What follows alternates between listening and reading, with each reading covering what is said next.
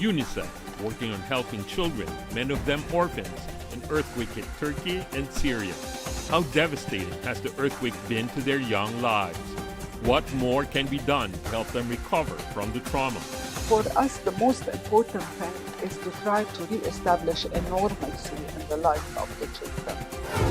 And weeks after the powerful earthquake that rocked southern Turkey and northern Syria, how are rescue efforts going? A veteran Syrian diplomat brings us up to speed.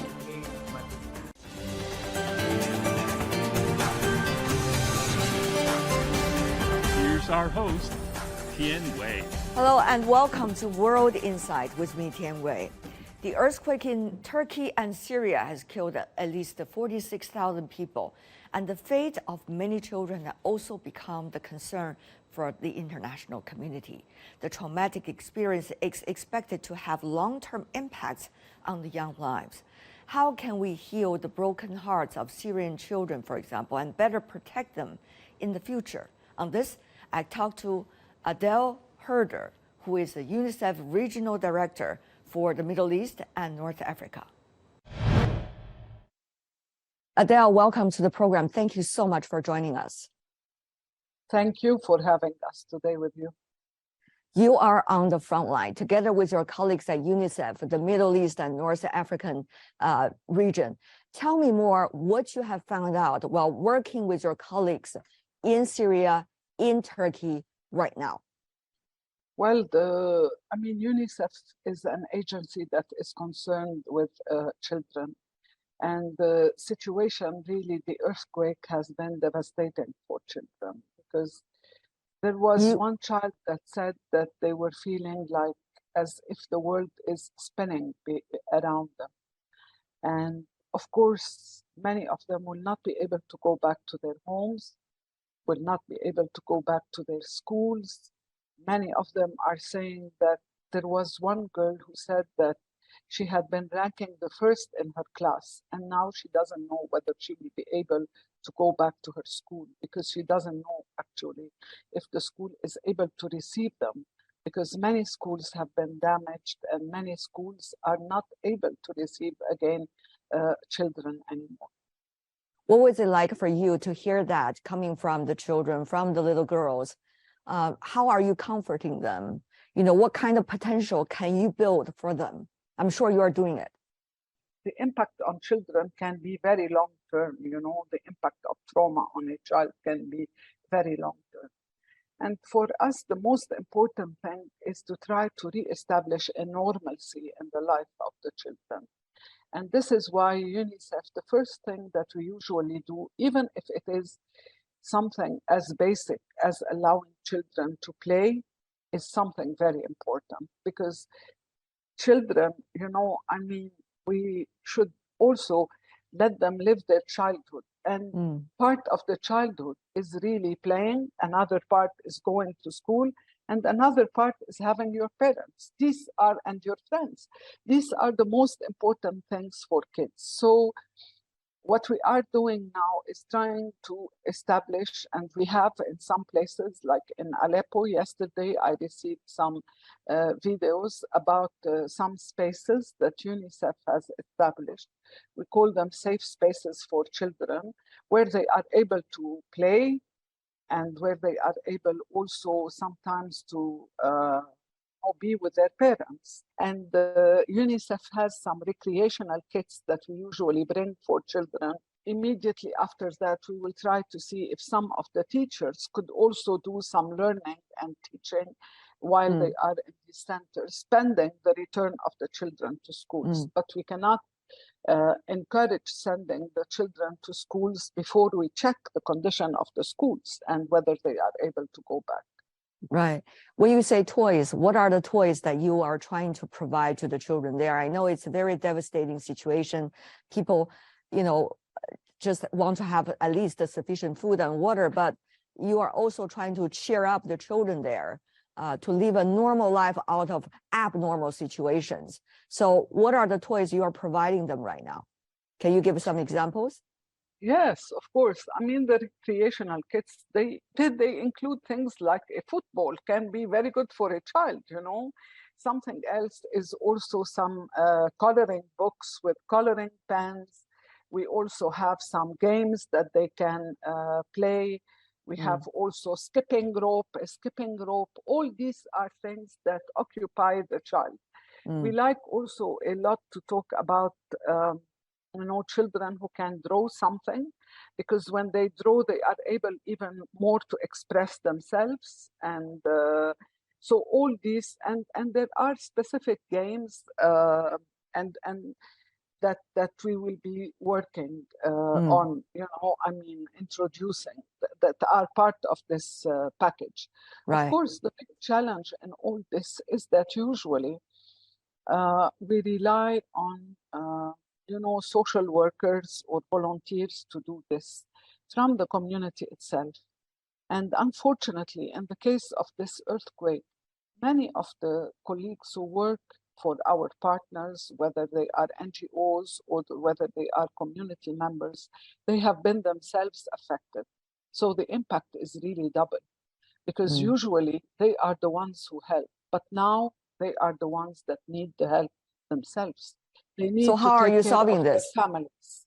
I think it is only human to allow the first few days for people to be able to settle their families. Yeah. But we have been really humbled by the resilience of the workers in the NGOs who really are prioritizing the community work. We are humbled by this. Of course, there will be a small part of them that will take a long time to be able to recuperate. If one of them has lost a spouse and kids, it's very difficult to ask them to do a lot at the beginning. Adele, we are especially talking about Syria. This is a country that has been burdened by multiple crises: the war, the sanctions, and now the earthquake. So you could imagine the fate of children as a result of this. So do we have an estimate about how many children might be affected as a result of this earthquake? How many of them have lost their parents? What the society need to do, both include you and many others who want to do something for them? We estimate the number of children impacted in Syria by about 3.7 million children who have been, that's a very big number. Maybe it's very easily said, but it's a big number when you talk about 3.7 million children. And I think, as you rightly said, the crisis or the earthquake came against a background. We were going to go into the 12th year of crisis in Syria, 12 years of a crisis that has not been solved. Also, recently, over the past 6 months, there has been a serious economic deterioration of the situation, depreciation of the currency, increasing levels of poverty, very limited amount of fuel on the market, a few hours of electricity per day for the people. And on top of that, since September, we had cholera, and the cholera had impacted exactly those regions that you are talking about, the regions of Aleppo and Idlib and in the northwest of Syria. So it was living really abnormal conditions. And as a result, the impact is really much, much, much more huge. We have seen from media reports, including the reports about the Chinese rescue teams for Turkey, for example, that children are being saved from under the rubble. Every time when the children showed up under the rubble on the footage, everybody just feels so happy, and we see the hope. But those are the fortunate and sometimes also unfortunate ones, because they have to face a situation that they might not be able to find their parents anymore. So many wonder, what are going to be the fate of these children, for months and years to come? What are some of the common practices for organizations like yours to work with the local authorities to make sure these children will be further guaranteed? The main thing that we encourage the local authorities to do is really to see if these children could be kept with the extended family and not in institutions. We are not in favor of establishing orphanages, and we prefer that the family, the extended family, for example, an aunt or a grandparent or an uncle, be given some specific amount of money per month to take care of their child, but keep the child within the family. Because the normal place of the child is the family. And it is not good to put them in institutions. The best institution will always be subject to some form of abuse or violence. And the best place for the kids is to be with their extended families. They will feel safer. And it is even less costly than establishing an institution. From someone like you who is extremely experienced in crisis management like this for the cause of the children, and looking at a country that has been torn so many times for 12 years of multiple layers of crisis, what do you hope sincerely the international community should do in order to ease the pain of these children that you and your co-workers are right now trying to help? Yeah, I think for us, of course, the number one really is to be able to reach every child wherever they are. I mean, over the past 2 days, we have been having missions inside Idlib, and we sent colleagues there that have not been able to go there for a long time, and now they are going there. So that's something positive, and I sincerely hope that it will continue. And we should not allow any reason to prevent us from reaching the children wherever they are with what they need. I think that's for us our basic humanitarian mandate, and that's the reason why we exist, you know. And I think that that's the position of UNICEF, maybe not only in Syria, but everywhere in every humanitarian crisis. We try to reach all the children, irrespective of who and where they are. Another thing, Adele, funding. How to make sure that the attention span will be there to focus on the children, whether they are in this incident, the Turkey, Syria earthquake, or they're elsewhere in the world. What do you think, once again, the international community can do, can deliver? Yeah, I mean, I think you asked me at the beginning that Syria was dealing already with a difficult situation. And in fact, we have an appeal that we call the Humanitarian Appeal for Children. A humanitarian action, for children, that we issue every year for Syria. And it has not been well funded over the past 3-4 years, exactly because of what you said, that people are tired. There are so many other crises in the world. I think the impact of COVID as well, and the economic recession that came after that all. So now we hope that the people, the international community will not forget the children of Syria, and that we will be able to mobilize funds for that. Because if we forget, then the crisis will grow even more. If the crisis gets bigger, the cost of dealing with it will be much higher. So it is important to not forget Syria. Our appeal yesterday was for around 170 million for the next 3 months. And we are really hoping that the international community so far has shown some response, and we hope that this will continue. And I really want to thank all those who have contributed, even private individuals who have contributed so far, and who will contribute even more in the months to come, hopefully.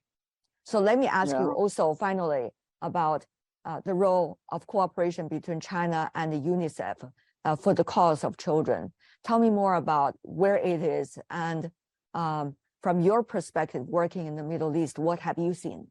I know about the support from China in a number of countries. And in the country where I was before coming to the Middle East and North Africa, I was in Ethiopia actually. And we received collaboration. We collaborated with China a lot, and we got funding on maternal and child health, specifically on the issue of newborn care. You know, care for the newborns, and also the issue of maternal health. And in fact, we had received from China some funding to equip some of the centers that were for mothers and children health centers. And we also had training that some of the health workers went to China for training on issues related to maternal and child health. So there is a collaboration, and we really look forward to see how we can even strengthen it further. That is at the global level. And I know that colleagues in other countries, but I witnessed it myself in Ethiopia. And it was not only that China was giving money and that's it. No, but China was also doing some technical assistance, you know, in terms of the training to go with providing the the know-how of supplies and exactly. So we look forward to a stronger partnership. Adele, really appreciate it. I guess I'm saying this on behalf of myself and the colleagues that I'm working with, and also the children that you're trying to save every day. Thank you. Thank you so much. And thank you because you are also, you know, shedding light on this important issue and on this devastating crisis for children. Thank you so much. There is a collaboration, and we really